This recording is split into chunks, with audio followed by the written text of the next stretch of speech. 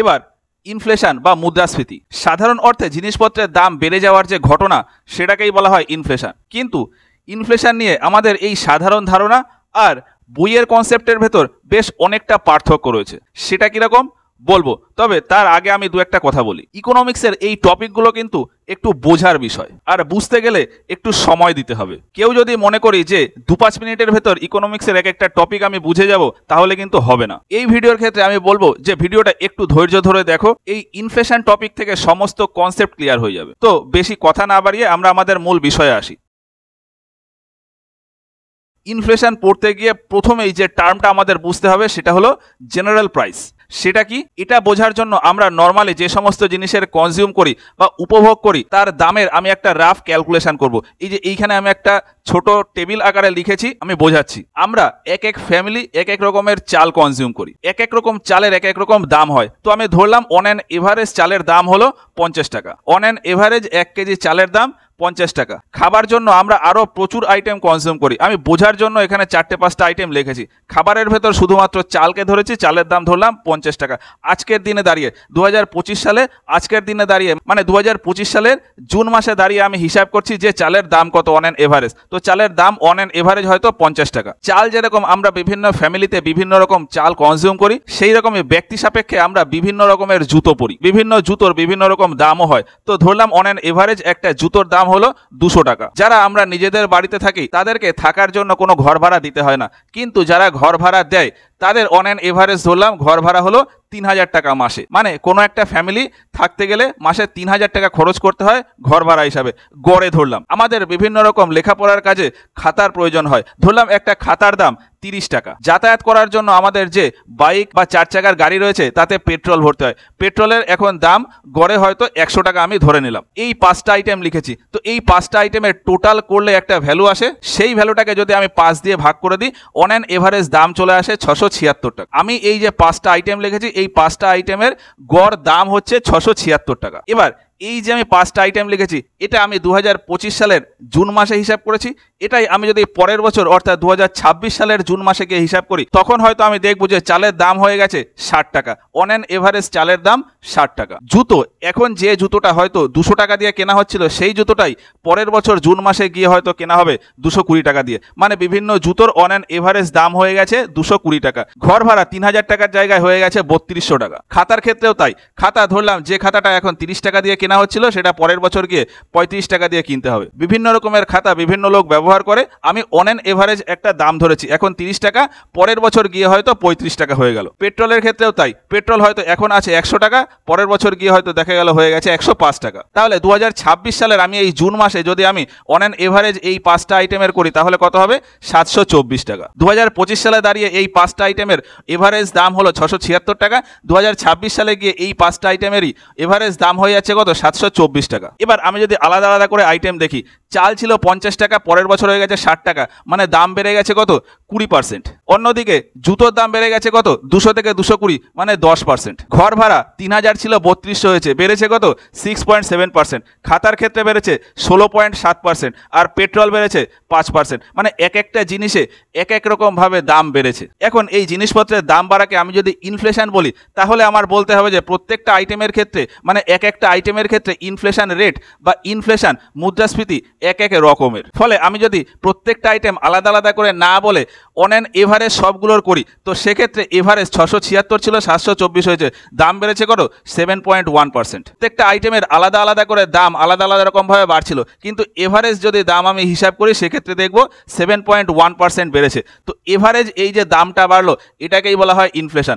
আর এই যে প্রত্যেকটা আইটেমের আমি এভারেজ করছি, এই এভারেজ প্রাইসটাকেই বলা হয় জেনারেল প্রাইস। এখানে যেমন আমি 5টা আইটেম করলাম, এই রকম দেশের ভেতরে প্রচুর আইটেম রয়েছে, প্রচুর আইটেমের দাম নিয়ে ক্যালকুলেশন হয়। ওই ক্যালকুলেশন করে এভারেজ যে দামটা আসে, সেই দামটাকে বলা হয় জেনারেল প্রাইস। এই দামটা হলো জেনারেল প্রাইস।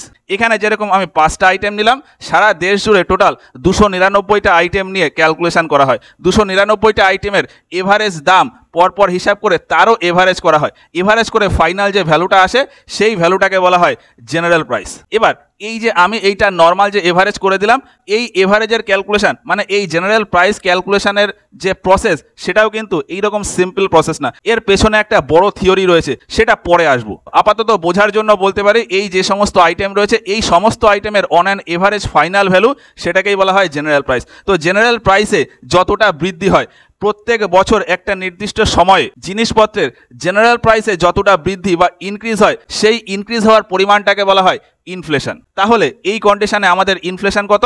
7.1%। 2025-এর রেসপেক্টে 2026-এ ইনফ্লেশন হলো 7.1%। এবার যদি আমরা 2025-এর একটু আগে চলে আসি 2024-এ হয়তো এই সেম আইটেম দিয়ে এভারেজ প্রাইসটা ছিল 650 টাকা। 2024-এ হয়তো প্রাইসটা ছিল এভারেজ এই জেনারেল প্রাইসটা ছিল 650 টাকা।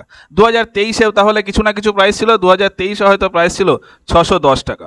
এইরকমভাবে 23, 22, 21, 20, 19, 18 এইরকম বিভিন্ন সময় বিভিন্ন ভ্যালু থাকবে, আর সেই ভ্যালুর হিসাবে আমরা প্রত্যেক বছরের হিসাবে কত ইনফ্লেশন হয়েছে সেটাও পেয়ে যাব। যেরকম এখানে 25-এর সাপেক্ষে 26-এ যতটা ইনফ্লেশন হয়েছে সেটাকেই বলে ইনফ্লেশন রেট। তো সেই হিসাবে 25-এর রেসপেক্টে 26-এ ইনফ্লেশন রেট কত?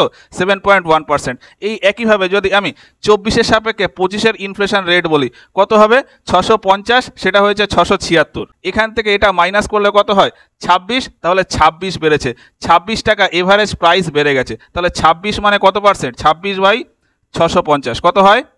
এটা মোটামুটি 4.5 মতন আসবে। তো এইখানে আমাদের ইনফ্লেশন কত? 4.5%। 24-এর সাপেক্ষে 25-এ ইনফ্লেশন রেট 4.5%, 25-এর সাপেক্ষে 26-এ ইনফ্লেশন রেট 7.1%। এবার যদি আমি বলি 24-এর সাপেক্ষে 26-এ ইনফ্লেশন কত, তো সেই হিসাবে 24-এর থেকে 26-এ অ্যাকচুয়ালি কত বেড়েছে? 724 - 650 মানে 74। তো 24-এর সাপেক্ষে 26-এর ইনফ্লেশন রেট কত? 74/650 ইন্টু হবে 100। এইটা করলে মোটামুটি 11.5 মতন আসবে। তো 24-এর সাপেক্ষে 26-এ ইনফ্লেশন রেট কত? 11.5%। এর মানে হলো যে 24-এ অন অ্যান এভারেজ জিনিসের দাম যা ছিল 26-এ অন অ্যান এভারেজ জিনিসের দাম 11.5% বেড়ে গেছে। সেই হিসাবে 26-এর পরে 27-এ কিছু হবে, 28-এ কিছু হবে, 29 কিছু হবে, 20 কিছু হবে। এবার আমি যদি এই 2024-এ যে রেটটা আছে 650 টাকা on an average general price কত? 650, এটাকে আমি ফিক্সড করে দিলাম। এটার সাপেক্ষে আমি পরবর্তী বছরগুলোর ক্যালকুলেশন করব। তো সেক্ষেত্রে আমার এই যে দামটা এই দামটাকে এই এভারেজ যে জেনারেল প্রাইস এটাকে আমি 100 ধরে নেব। 650 ইকুয়াল টু যদি আমি 100 ধরে নিই সেই হিসাবে 2025 সালে 676 মানে কত হবে সেটা দেখতে হবে। 2026-এ 724 মানে কত সেটা দেখতে হবে। 2027 সালে যে ভ্যালু হবে সেটা দেখতে হবে। আমি ধরলাম এই 2024 সাল। আমি আরও একটা টেবিল করি, জেনারেল প্রাইস 2024 এখানে হলো 650 টাকা। 2025 এখানে ভ্যালু হলো 676। তারপর 2026 এখানে হলো 724 টাকা। তিনটে ইয়ারে তিনটে জেনারেল প্রাইস ছিল। এবার আমি 2024 সালটাকে বেস ধরে নিয়েছি, ফিক্সড করে দিয়েছি। তার ফলে এই 650 টাকা আমি যদি 100 ধরি সেই হিসাবে 676 মানে কত হবে? 676 মানে হবে প্রায় 104.5। 650-কে যদি আমি 100 ধরি তাহলে 724 মানে হবে প্রায় 111.5। এইবার বোঝার বিষয় আছে, আমি 2024-এর যে দামটা ছিল on an average general price সেটাকে আমি ফিক্সড করে দিলাম। ফিক্সড করে দিলাম মানে ওই ইয়ারের যে দামটা ছিল সেটাকে আমি বেস ইয়ারের দাম ধরে নিয়েছি। তাহলে 2024-এ যে দাম ছিল সেটাকে আমি বেস ইয়ারের দাম ধরেছি। এবার এই বেস ইয়ারের যে দাম অর্থাৎ 650 সেটাকে আমি 100 ধরে নেব। বেস ইয়ারের যে দাম সেটাকে 100 ধরে নেব। তাহলে 650-কে যদি 100 ধরি সেই হিসাবে 676 মানে 104.5 আসবে, 724 মানে মোটামুটি 111.5 আসবে। এইবার 2024 সালে জেনারেল প্রাইস হলো এটা, 2025 সালে জেনারেল প্রাইস হলো এটা, আর এর হিসাবে এই যে 104.5 এসছে এইটাকে বলা হয় প্রাইস ইন্ডেক্স। এটার সাপেক্ষে যদি এটা 100 হয় তাহলে বাকি ইয়ারগুলোতে জেনারেল প্রাইস যা আছে আগের 100-র হিসাবে যে ভ্যালু আসবে সেটাকে বলা হয় প্রাইস ইন্ডেক্স। তো 2025 সালের জেনারেল প্রাইস ইন্ডেক্স কত? 104.5। 2026 সালের প্রাইস ইন্ডেক্স কত? 111.5। এইটা হলো জেনারেল প্রাইস। জেনারেল প্রাইসের হিসাবে এইটাকে বলা হয় প্রাইস ইন্ডেক্স। জেনারেল প্রাইসটাকে আমি 100-র ভাষায় করে নিলে যে ভ্যালু আসবে সেটাকে বলা হবে প্রাইস ইন্ডেক্স। 650-কে আমি 100 ধরেছি, ফলে 2024 সালে প্রাইস ইন্ডেক্স হলো 100। 2025 সালে 676-এর হিসাবে প্রাইস ইন্ডেক্স 104.5। 2026 সালে 724-এর হিসাবে প্রাইস ইন্ডেক্স হলো 111.5। এবার আমরা একটা শব্দ শুনেছি কনজিউমার প্রাইস ইন্ডেক্স, সেটা কি সেটা এইবার বলি। এই যে আমরা এখানে দেখছিলাম যে অন অ্যান এভারেজ জিনিসের দাম 676 টাকা, এই 676 টাকার জিনিস কে পে করছে বা এই 676 টাকায় জিনিস কে বিক্রি করছে? এই টাকাটায় জিনিস বিক্রি করে একজন রিটেলার বা একজন দোকানদার। দোকানদার যে দামে বিক্রি করে কনজিউমার ঠিক সেই দামেই কেনে। এখন কনজিউমার যে দামে জিনিস কেনে সেটাকে বলা হয় কনজিউমার প্রাইস। কনজিউমার যে দামে জিনিস কেনে রিটেলার বা দোকানদার সেই দামে জিনিসটা বিক্রি করে, এই জন্য কনজিউমার প্রাইসকে রিটেল প্রাইসও বলা হয়। তো রিটেল প্রাইস বা কনজিউমার প্রাইস, এই যে এভারেজ ভ্যালুটা এসেছিল যে জেনারেল প্রাইস বলেছি, এই জেনারেল প্রাইসটা কি কনজিউমার পে করছে বা রিটেলার দোকানদার এই দামে বিক্রি করছে, ফলে এই প্রাইসটাকে কনজিউমার জেনারেল প্রাইস বা রিটেলার জেনারেল প্রাইস বলা হয়। কি বলে, এটাকে আরও মডিফাই করে আরও অ্যাকুরেট বললে বলা হয় কনজিউমার জেনারেল প্রাইস অথবা রিটেলার জেনারেল প্রাইস। এই ভ্যালুটা হলো কনজিউমার জেনারেল প্রাইস বা রিটেলার জেনারেল প্রাইস। তো সেই হিসাবে এই ভ্যালুটা 2025 সালের জন্য কনজিউমার জেনারেল প্রাইস, 2026 সালের জন্য এই 724 এই ভ্যালুটা কনজিউমার জেনারেল প্রাইস। এবার এই জেনারেল প্রাইসের জায়গায় এখানে আমি প্রাইস ইন্ডেক্স পেয়েছি, সেই হিসাবে এই ইন্ডেক্সটাকে বলা হয় কনজিউমার প্রাইস ইন্ডেক্স। এক কথায় বলতে গেলে বলা যায় যে কনজিউমার জেনারেল প্রাইসকে যদি আমি 100 হিসাবে হিসাব করে লিখি সেক্ষেত্রে যে ভ্যালুটা আসে সেটাকে বলা হয় কনজিউমার প্রাইস ইন্ডেক্স। তো এই যে প্রাইস ইন্ডেক্স যেটা লিখেছি এটা কি, এটা হলো কনজিউমার প্রাইস ইন্ডেক্স। তো 2025 সালের জন্য কনজিউমার প্রাইস ইন্ডেক্স 104.5, 2026 সালের জন্য 111.5 আর 2024 সালের জন্য 100 কেন, কারণ 2024টাকে আমি বেস ধরে নিয়েছি। তো নর্মালি এইটা হলো কনজিউমার প্রাইস ইন্ডেক্স। এই কনজিউমার প্রাইস ইন্ডেক্সের ভেতরে আরও বিভিন্ন রকম বড় বড় অনেক ক্যালকুলেশন আছে, সেটাতে আমরা এখন গেলাম না।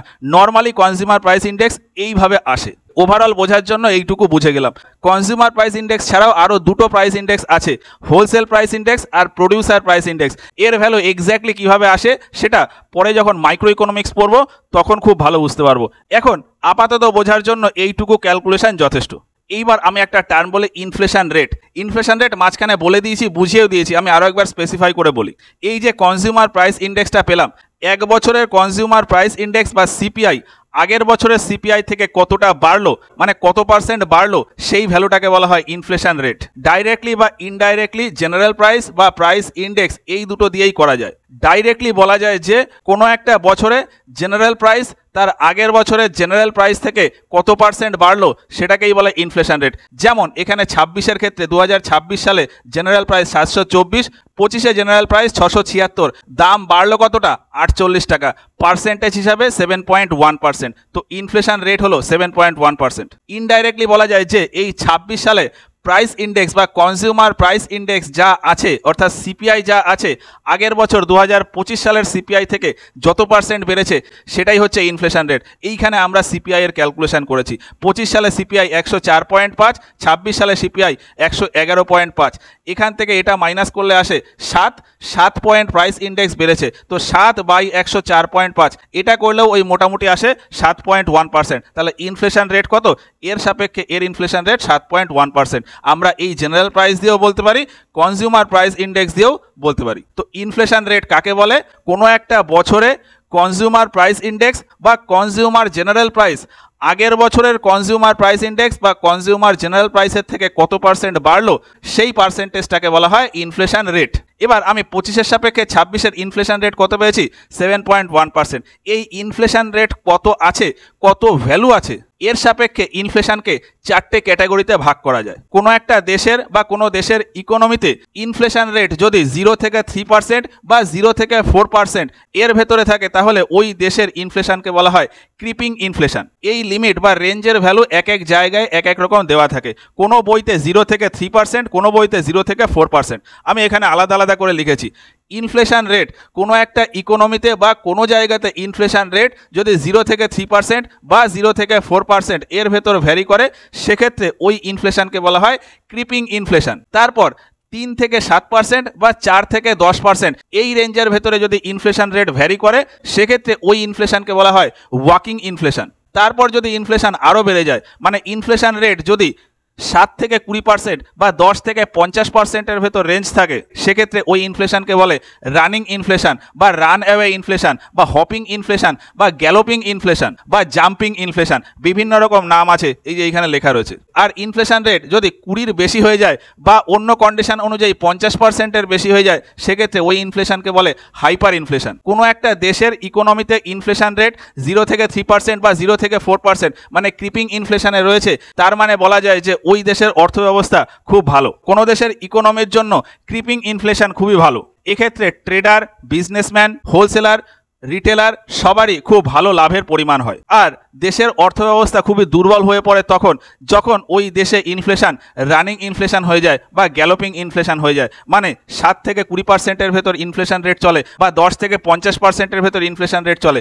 রানিং বা গ্যালোপিং ইনফ্লেশন কোনো দেশের অর্থব্যবস্থায় দেখা গেলে বুঝতে হবে যে ওই দেশ মানে ওই দেশের অর্থব্যবস্থা একদম তলানিতে ঠেকে গেছে, ওই দেশকে আর উদ্ধার করা সম্ভব না। আর যদি হাইপার ইনফ্লেশন হয় মানে 20%-এর বেশি বা 50%-এর বেশি ইনফ্লেশন হয়ে যায়, তাহলে ওই দেশের অর্থব্যবস্থা একেবারে ভেঙে গেছে এটা বলা যায়। ওই দেশের অর্থব্যবস্থা আর রিকভার করার মতন তেমন সামর্থ্য বা পরিস্থিতি কোনোটাই ঠিকঠাক মতন করা যায় না। এবার মাঝখানে একটা ইনফ্লেশন রেট বাদ পড়ে গেছে, সেটা হলো কি 3 থেকে 7% বা 4 থেকে 10% মানে ওয়াকিং ইনফ্লেশন। কোনো দেশের অর্থব্যবস্থার ইনফ্লেশন ওয়াকিং ইনফ্লেশনে রয়েছে, এর মানে হলো লাল সংকেত। এই ইনফ্লেশন রেট থাকা মানে দেশের সেন্ট্রাল ব্যাংক বা সরকার তাদেরকে ওয়ার্নিং দেওয়া হয় যে অর্থব্যবস্থা শক্ত হাতে না ধরলে ওই দেশের অর্থব্যবস্থা হাতের নাগালের বাইরে চলে যাবে, সেটাকে আর কন্ট্রোল করা যাবে না। তো মেইন এই 4 ধরনের ইনফ্লেশন হয় আমাদের: creeping inflation, walking inflation, running বা গ্যালোপিং ইনফ্লেশন আর হাইপার ইনফ্লেশন। এবার ইনফ্লেশন সম্পর্কে আরো ডিটেলসে যাওয়ার আগে আমি এইখানে আরো দুটো কলাম করেছি, এই দুটো কলাম একটু বলি। এইখানে আমি কনজিউমার প্রাইস বা কনজিউমার জেনারেল প্রাইস বা রিটেলার জেনারেল প্রাইস এটা তো বুঝেছি। এই রেটটা কি আমি 2025 সালের হিসাবেই দেখি। এই যে রেটটা, এই রেটটা হলো একজন রিটেলার বা একজন দোকানদার এই দামে বিক্রি করে। অন অ্যান এভারেজ কোনো জিনিস 676 টাকায় বিক্রি করে। এখন যে দোকানদার এই 676 টাকায় বিক্রি করছে, সে তো নিশ্চয়ই ওই জিনিসপত্রগুলো নিজের থেকে তৈরি করছে না, সে কারোর না কারোর কাছ থেকে কিনে নিয়ে আসছে। দোকানদার কার কাছ থেকে কিনে নিয়ে আসে? দোকানদার পাইকারি মার্কেট বা পাইকারি ব্যবসায়ী অর্থাৎ হোলসেলারের কাছ থেকে মাল কিনে নিয়ে আসে। রিটেলার বা দোকানদার হোলসেলারের কাছ থেকে মাল কিনে নিয়ে আসে। এখন রিটেলার যখন কনজিউমারকে কোনো একটা জিনিস কিছু দামে বিক্রি করবে, সেই রকমই হোলসেলার এই রিটেলারকে কিছু না কিছু দামে বিক্রি করবে। আমি টেবিলে বলি, চাল একজন দোকানদার কনজিউমার বা গ্রাহককে বিক্রি করছিল 50 টাকায়, তাহলে এই চাল যখন ওই দোকানদার পাইকারি মার্কেট থেকে কিনে নিয়ে আসবে, তখন নিশ্চয়ই 50 টাকায় কিনবে না, তার থেকে আরও কমে কিনবে। মানে ওই হোলসেলার বা ওই পাইকারি ব্যবসায়ী ওই দোকানদারকে 50 টাকার থেকে কমে বিক্রি করবে। ধরলাম 40 টাকায় বিক্রি করলো, হোলসেলার দোকানদারকে 40 টাকায় চাল বিক্রি করলো। সেই হিসাবে কোনো একজন হোলসেলার বা পাইকারি দোকানদার জুতো কোনো একজন রিটেলারকে 150 টাকায় বিক্রি করলো। ঘর ভাড়ার ক্ষেত্রে এই ব্যাপারটা আসবে না, এই জন্য ঘর ভাড়াটা 3000-ই রেখে দিয়েছি। ঘর ভাড়ার ব্যাপারে বুঝতে গেলে ব্যাপারটা আরও জটিল হয়ে যাবে, সেই জন্য অধিকার গেলাম না। ধরলাম ঘর ভাড়া 3000 টাকা, 3000 টাকাই আসবে। খাতার ক্ষেত্রে দোকানদার আমাকে বিক্রি করছিল 30 টাকায়, তাহলে দোকানদার যখন ওই খাতাটা কিনবে নিশ্চয়ই 30 টাকার কমে কিনবে। তো পাইকারি ব্যবসায়ী ওই দোকানদারকে হয়তো 25 টাকায় বিক্রি করলো। পেট্রোলের ক্ষেত্রেও ঠিক তাই, পাইকারি ব্যবসায়ী বা হোলসেলার ওই পেট্রোল পাম্প, আমরা নর্মালি পেট্রোল ভরি কোথা থেকে? কোনো না কোনো পেট্রোল পাম্প থেকে। পেট্রোল পাম্প ওই পেট্রোল কেনে কোথা থেকে? কোনো না কোনো ডিস্ট্রিবিউটার, কোনো না কোনো হোলসেলারের কাছ থেকে, ডাইরেক্ট কোম্পানির কাছ থেকে কিন্তু কেনে না। তো পেট্রোলের ডিস্ট্রিবিউটার পেট্রোল পাম্পকে হয়তো 80 টাকা প্রতি লিটার হিসাবে তেল দিচ্ছে। তো হোলসেলার এই আইটেমগুলো অন অ্যান এভারেজ কত টাকায় বিক্রি করছে, সেটা আমি এর গড় হিসাবে করলে পাবো 659 টাকা।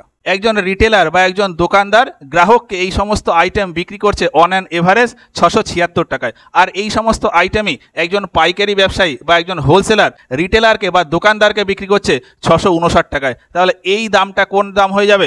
এটাও একটা জেনারেল প্রাইস হয়ে যাবে। এটা কার জেনারেল প্রাইস? এটা হোলসেলার বিক্রি করছে, ফলে এইটা হয়ে যাবে হোলসেল জেনারেল প্রাইস।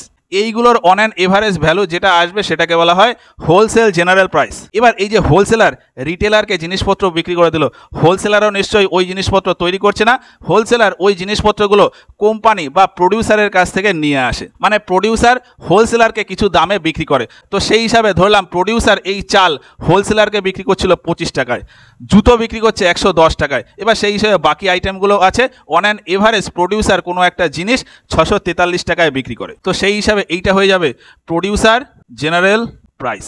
আমি এই 5টা আইটেমের জায়গায় যদি আমি একটাই আইটেম ধরি, তাহলে বলতে পারি যে প্রডিউসার বা উৎপাদক ওই একটা জিনিস হোলসেলারকে বা পাইকারি ব্যবসায়ীকে বিক্রি করে 643 টাকায়, পাইকারি ব্যবসায়ী একজন রিটেলার বা একজন দোকানদারকে বিক্রি করে 659 টাকায়, আর একজন দোকানদার বা একজন রিটেলার একজন কনজিউমার বা গ্রাহককে বিক্রি করে 676 টাকায়। সেই হিসাবে প্রডিউসারের দাম অনুযায়ী প্রডিউসারের জেনারেল প্রাইস হয়ে যাবে 643, হোলসেলারের জেনারেল প্রাইস 659, আর কনজিউমারের জেনারেল প্রাইস বা রিটেলার জেনারেল প্রাইস 676। এইবার এই কনজিউমার জেনারেল প্রাইস থেকে যেমন আমি কনজিউমার প্রাইস ইন্ডেক্স পেয়েছি, সেই রকমই হোলসেলার জেনারেল প্রাইস থেকে হোলসেলার প্রাইস ইন্ডেক্স আসে, আর প্রডিউসার জেনারেল প্রাইস থেকেও প্রডিউসার প্রাইস ইন্ডেক্স আছে। প্রডিউসার থেকে আসে প্রডিউসার প্রাইস ইন্ডেক্স বা পিপিআই, হোলসেল জেনারেল প্রাইস থেকে আসে হোলসেলার প্রাইস ইন্ডেক্স বা ডাব্লিউপিআই, আর কনজিউমার থেকে তো আসে কনজিউমার প্রাইস ইন্ডেক্স বা সিপিআই। এবার যেমনটা বললাম যে এই সিপিআই এর অ্যাকচুয়াল ক্যালকুলেশন, ডাব্লিউপিআই বা পিপিআই এর অ্যাকচুয়াল ক্যালকুলেশন পরে মাইক্রো ইকোনমিক্সের ক্লাসে গিয়ে পুরো ডিটেলসে বুঝিয়ে দেবো।